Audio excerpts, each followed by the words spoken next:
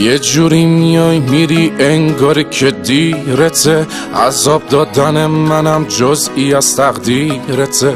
میونه همه اخم دلبریتم میکنی، دلو دورش میکنی، گاهیم نزدیکته. شب پر ستاره ای تو کوچمون پهن باشه، از پنجره نگام کنی وقتی دلم تنگ باشه.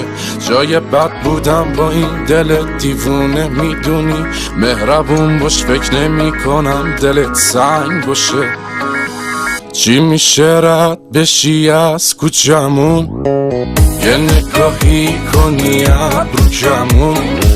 تقصیر دل چیه آرزوشین شده، کاشکی بیای بشی همسایمون. چی میشه رد بشی از کوچمون، یه نگاهی کنی ابرو کمون. تقصیر دل چیه آرزوشین شده، کاشکی بیای بشی همسایمون.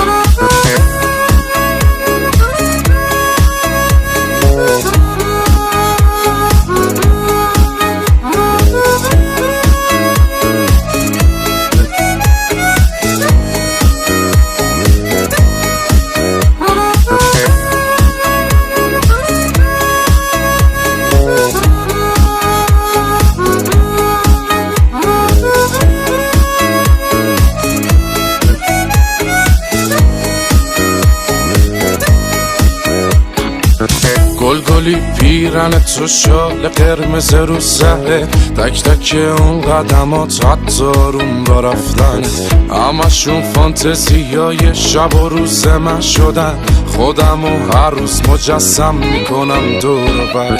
چی میشه رد بشی از کوچمون، یه نگاهی کنی ابرو کمون. تقصیر دل چیه آرزوشین شده، کاشکی بیای بشی همسایمون. چی میشه رد بشی از کوچمون، یه نگاهی کنی ابرو کمون. تقصیر دل چیه آرزوشین شده، کاشکی بیای بشی همسایمون.